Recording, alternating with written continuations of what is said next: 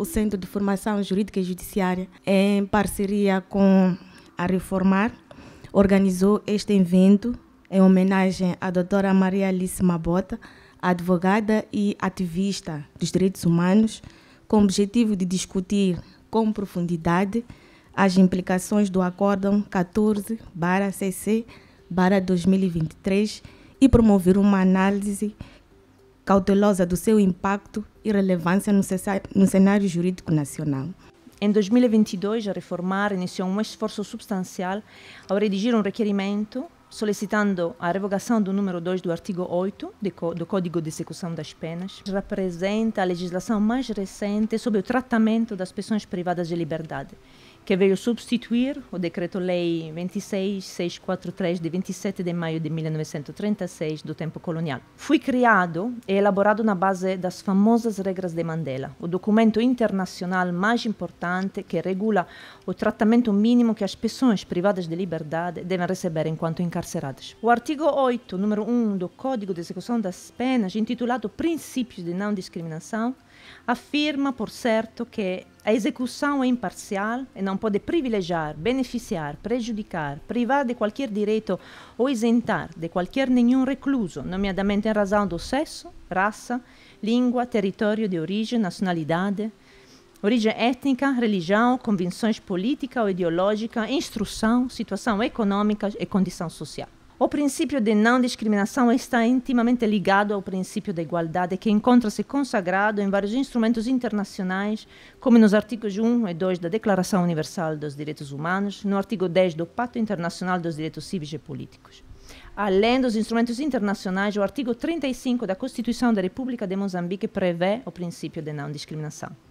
Entretanto, o número 2 do artigo 8 do Código de Execução das Penas declara que sempre que as condições do estabelecimento penitenciário o permitirem, o Estado assegura o acesso às condições mais favoráveis mediante pagamento do seu custo por parte do recluso que delas pretende usufruir. Acreditamos firmemente que o artigo 8, número 2 do Código de Execução das Penas estabelece um sistema duplo de execução das penas, discriminando entre os mais ricos e menos favorecidos economicamente. Essa prática não apenas viola os princípios fundamentais da igualdade perante a lei, mas também mina a integridade e legitimidade do nosso sistema jurídico como um todo. Mas é importante sublinhar que o acesso à justiça está previsto na nossa Constituição. O acesso à justiça e ao direito implica termos o direito de, se qualquer coisa falhar na observância, na garantia dos nossos direitos, recorrermos às instâncias judiciais para fazermos valer esses direitos ou para, em caso de violação, podermos, portanto,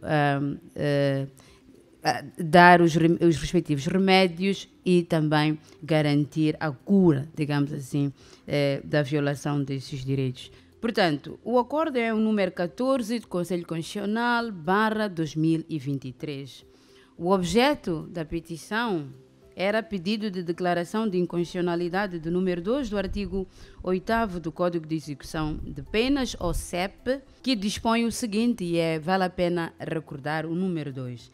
Sempre que as condições do estabelecimento penitenciário o permitirem, o Estado assegura o acesso a condições mais favoráveis mediante pagamento do seu custo por parte do recluso que delas pretender usufruir.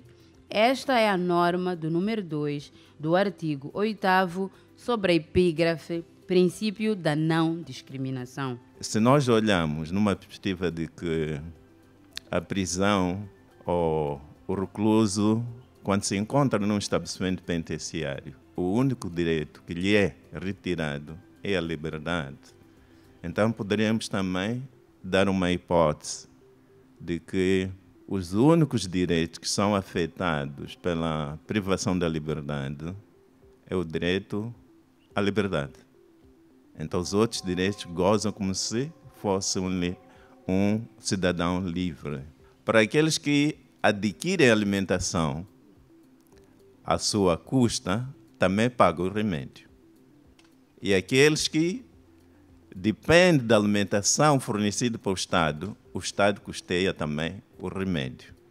Estamos a ver aqui um princípio quase de não discriminação. O médico da penitenciária poderá propor, em casos especiais, que os reclusos doentes sejam observados e tratados por um especialista ou outro médico. E no parágrafo único diz: o recluso doente poderá ser tratado por um médico da sua escolha e à sua custa. Portanto, significa que temos um médico ao nível da penitenciária que presta assistência aos reclusos. Mas o recluso tem o direito de dizer que não, eu tenho meu médico, portanto, que me assistia antes, eu tenho dinheiro para contratar um médico para poder me assistir. Tal como eu, portanto, que posso dizer, aquele exemplo que dei uma vez mais, que posso, portanto, ir ao Hospital Central e vou à consulta normal, ou posso ir ao Hospital Central e vou à clínica especial lá do Hospital Central, dependendo da minha condição. Portanto, o recluso também tem este direito em função da sua condição financeira. O que eu penso é que, se calhar, este número 2 está a esconder alguma coisa que a gente até agora ainda não conseguiu visualizar. E o que é?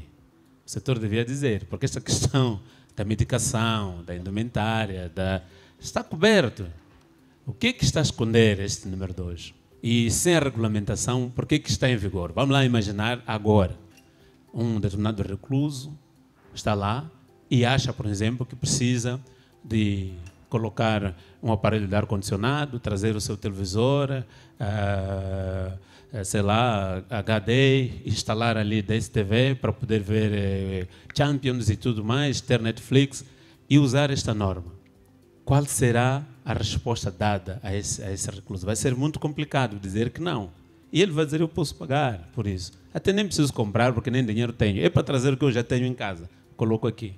As prisões em Moçambique são feitas e são criadas para os homens e não atendem aquilo que são as questões específicas para as mulheres. Tem questões que são específicas para as mulheres. Eu vou falar de uma questão que tem a ver com a questão de saúde sexual e reprodutiva. E estou aqui a falar do caso da higiene menstrual. As mulheres têm necessidade de penso higiênico, de um kit de dignidade. Os homens não vão precisar disso. Então, até que ponto o nosso sistema prisional está criado para atender essa especificidade, essas situações que só afetam particularmente as mulheres? Nós temos casos das mães detentas e há muitos problemas que são criados nesse sentido. Evidentemente que existe um esforço, sim, das instituições do Estado em resolver, mas a situação das mulheres é mais penosa. A Assembleia da República criou há dias uma comissão ad hoc, há umas semanas, da qual faço parte. E um dos aspectos que estamos a refletir é que muitas das vezes nas leis que aprovamos deixamos cheque em branco para o governo. E então há uma reflexão no sentido de, particularmente algumas leis que sejam estruturantes, mais ou menos como esta, tenha que ser presente e analisada com o respectivo regulamento. Porque muitas vezes aprovamos a lei, e foi um pouco isso, essa da Sul. Também o legislador, como tal, ficou depois atônito quando viu algumas coisas. Nós formávamos assistentes sociais que trabalharam nas cadeias e o nosso papel era fazer a monitoria dos assistentes sociais das cadeias. Então eu ia muitas vezes à cadeia feminina e à cadeia da Manchava. E realmente a situação era muito preocupante. Daqueles e daquelas que têm e aqueles que não têm. E aquilo que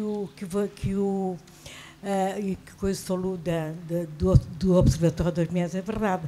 As mulheres é que eram as mais criminalizadas e o aspecto que nós fazíamos sempre, que não foi aqui referido, a ligação dos reclusos e das reclusas com a família. E era isso que os assistentes sociais nas cadeias faziam. Há necessidade de olharmos para o número 2 do artigo 17 da nossa Constituição da República, não é? Que diz o seguinte, qualquer coisa como esta. que o Estado moçambicano aceita os princípios da Carta das Nações Unidas, depois da Carta Africana. Eu trago este número e este artigo por conta mesmo dos princípios de Bangkok. Eu, como defensor público, nós temos feito assistência jurídica itinerante e estamos em todos os estabelecimentos penitenciários. Nós temos lá um gabinete, que os colegas do penitenciário não me deixam mentir. Então, se o Conselho Constitucional tivesse tido como bússola este artigo, este número 2 do artigo 17, de certeza que este acórdão seria diferente. O diretor da cadeia central, que é maior, todos os dias ele diz: Meritíssima, estou a pedir, venha 20 horas. Estou a pedir para vir 20 horas fazer visita na cadeia. Esses senhores, para irem à casa de banho, têm que saltar um e outro. Porque à noite não tem espaço para dormir. Não tem corredor, não tem nada. Cada um onde tenta encaixar-se, consegue só encaixar-se. A situação é crítica. E é o estabelecimento que tem mais população reclusória. Agora, mesmo ao nível do estabelecimento, também temos tido casos específicos, por exemplo, o caso de tratamento das mulheres, casos específicos, por exemplo, questão de distribuição de pensos higiênicos, distribuição, sei lá, de capulanas e coisinhas assim. Nós o fazemos, por causa com todo gosto. O fazemos. Aliás, das fiscalizações que têm sido feitas, se calhar, ao Ministério Público, temos, por causa dessa ousadia, de sermos visitados de uma forma frequente. E eles também nos dizem: olha, aqui o tratamento é igual. Eu penso que há duas coisas que falhou, que na minha opinião o Conselho Constitucional falhou, esteve mal. Eu digo isso assim, é uma análise jurídica. Andou mal na fundamentação. Desde o início do nosso debate, nós podemos colher os antecedentes históricos desta norma. Não estão lá no acórdão. Os fundamentos sociológicos, econômicos, todos foram avançados aqui, não estão lá. Era fácil para o Conselho Constitucional fazer essa leitura. Aliás, era fácil, era obrigatório ao Conselho Constitucional fazer essa leitura, contextualizar esta norma. Porque tudo que foi dito aqui, todos têm razão. Então, para mim, o Conselho Constitucional devia ter interpretado esta norma no sentido de direcionar a aplicação e a interpretação da norma. Esse é o papel que faltou ao Conselho Constitucional.